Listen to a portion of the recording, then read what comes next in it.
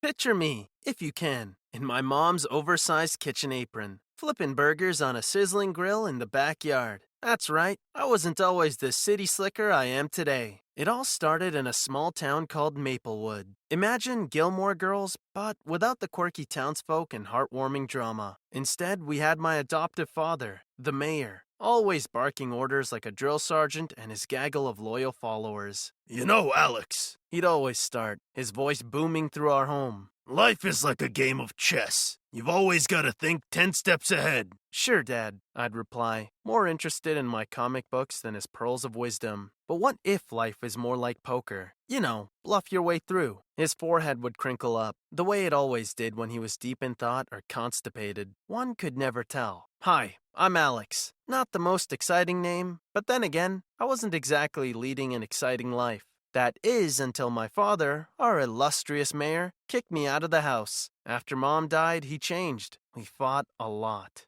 Imagine this, my dad, flushed crimson like a ripe tomato, veins bulging out like squiggly worms, screaming, Alex, you're a disgrace! If I wasn't so angry, I'd have laughed at the melodrama of it all. I remember the sky opening up as he slammed the door shut, trapping me outside. You'd think nature herself was coordinating with the melodrama. I muttered, Great, now I've become the protagonist of a tragic, rain-soaked scene without any shelter. Now, here's the twist. I ended up with the town's notorious gang. I swear, it's not like I planned it. After being exiled, they were the only ones who offered me a roof. I decided to get a job, and not just any job. I found myself in the high-rise office of the Icy Queen herself, Marissa Dalton, CEO. Marissa was intimidating, like a frostbite in a snowstorm. I had been through a lot, but sitting across from her was like being on thin ice. Marissa gave me a once-over, scanning my resume with an intensity that could melt steel. Alex, she started, why should I hire someone who just got kicked out by his own father and joined a gang? Because, Marissa, I said, looking her right in the eye, I've gone against my dad, braved a gang, and made it here in one piece. I'd say I'm ready to take on the world and, dare I say, your company could use a little of that fearless energy. She paused, looked at me for what felt like an eternity before a slow, appreciative smile spread across her face. You start Monday, she declared, leaving no room for a response. It was a mic drop moment. So there I was, Alex, stepping into the corporate battlefield on day one. A mismatched suit, anxious sweat on my brow, and the familiar hum of the copier. The coffee tasted like burnt rubber, ties felt like nooses, and the icy silence was filled with tension. But hey, I was game. My initiation into Marissa's team was nothing less than a wild expedition. The first week was akin to being airdropped into the Sahara without a compass. But amongst the dizzying sandstorm of business lingo and pie charts, I found an unexpected haven. There was something strangely exhilarating about strategy meetings and market research.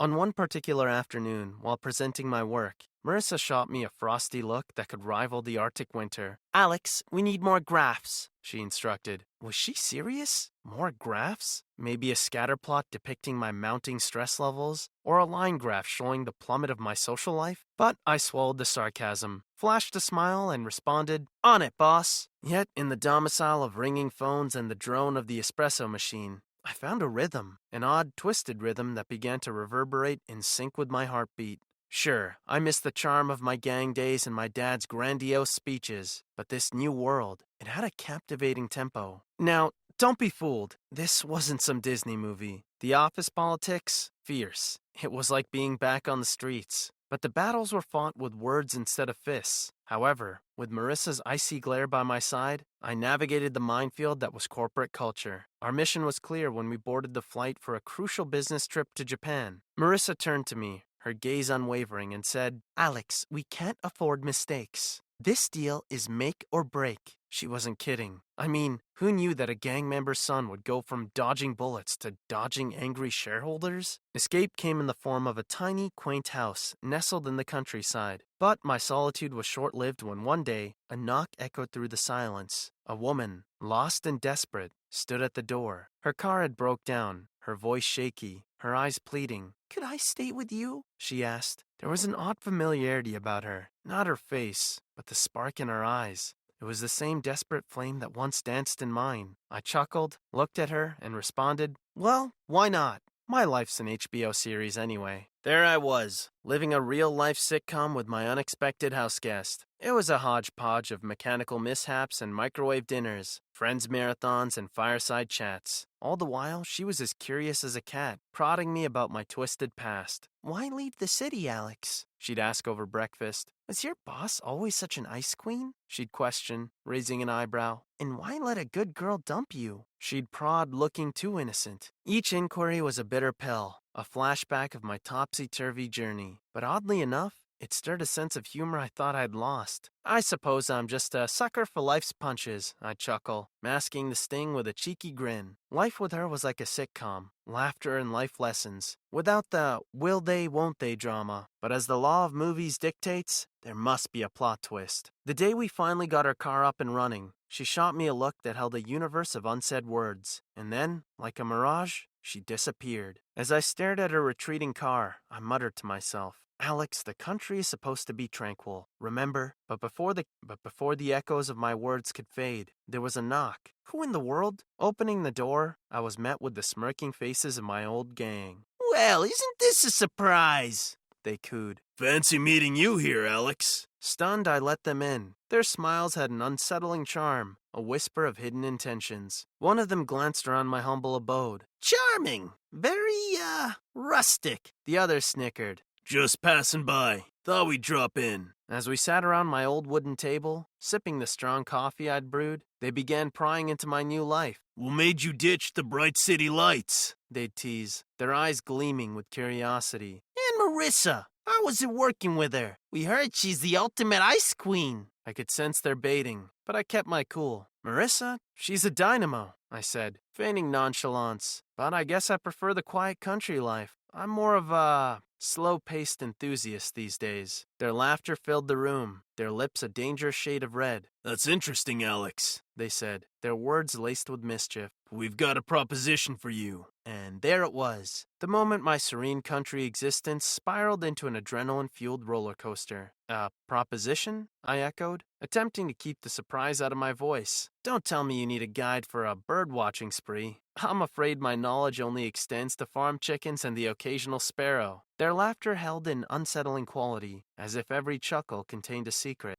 "Not exactly a tour guide, Alex," the one with the piercing blue eyes clarified, a hint of a smirk playing on his lips. "Think more along the lines of a business proposition." A business proposition? From them? It was unanticipated, yet I knew better than to dismiss it outright. "All ears, fellas." I played along, wrapping my intrigue in a layer of sardonic humor. "Let's hear your pitch." "You haven't forgotten Marissa, have you?" they started, their gazes intense, as if anyone could forget Marissa. What they were about to unveil would turn my world on its head, skewing my perspective on reality. The revelation hit like a bolt from the blue. Marissa Dalton, my former Ice Queen boss, not just a corporate mogul, but a spy for a clandestine organization. Had you suggested such a thing yesterday, I would have dismissed it as a terrible joke, but now it left me grappling for words. I blinked at the men standing in my living room, my mind racing. "Let me get this straight," I began, my tone incredulous. "Marissa, my ex-boss, the tech powerhouse, has been moonlighting as a spy?" Without missing a beat, one of them nodded. "Correct. She's been undercover to expose your father, the mayor's illicit activities, and prevent his growing control over the city." The simplicity of my quiet country life felt eons away, but the bombshells didn't stop there. "Still processing this cinematic plot twist?" I asked. "But why share this insane revelation with me? What's your angle?" They glanced at each other, then back at me. "We need your help,"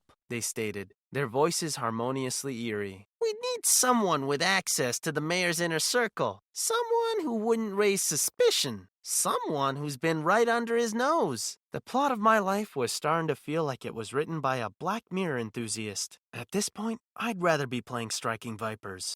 This was the reality, however, and there was no skip episode button. The bitter truth was that they were right. The mayor, my adoptive dad no less, had always seen me as his faithful confidant. I was his Achilles heel. Both men had their gaze trained on me. "So, Alex," their eyes bore into mine. "Are you game?" Game? Every rational part of my brain was screaming, "Run for the hills!" But my vocal cords seemed to have a mind of their own. I heard myself murmur, "Yeah, I'm in." That was it. I had just signed up for a lifetime of covert operations and James Bond shenanigans. Just when I thought life can throw another curveball, it pulled out the big guns. Welcome to the last pit stop on my roller coaster ride, the countryside. Picture this. A dyed-in-the-wool city boy amidst the chirping crickets and looming scarecrows. As if I'd teleported straight out of a Marvel comic, I found out that I had a brother. Well, not a brother per se, more like a doppelganger. But let's not split hairs here. The other thought this was our secret ace up the sleeve, so I conformed. So you're like my double, an alternate me? Sure thing, my twin. Let's call him Alex 2.0 for clarity, a Cheshire cat grin spreading across his face. Wild, isn't it? Didn't think I'd bump into my prototype. It was laughably bizarre. Funny? Heck yes. Was I also questioning my sanity? No doubt. But as our conversation continued, the eerie similarity was undeniable. We were more than lookalikes. Our jokes, our mannerisms, the way we rolled our eyes, it was like watching myself in high definition. Got to say, Alex, the scientist chimed in, her eyebrows dancing with amusement. Not every day you discover your clone, huh? Quite the plot twist, isn't it? Plot twist was putting it mildly. Here I was, my life twisted into a cross between a sci-fi flick and a sitcom. Amidst the whirlpool of thoughts in my head, one thing was painfully clear. I couldn't rewind to my previous life. The scientist flashed me a knowing grin. You're a part of something huge now, Alex. Are you geared up for it? Amid the chaos, a strange sense of excitement was beginning to bubble up. I had never asked for any of this, but now there was no turning back. I was stepping into a new world, a new life, a new Alex.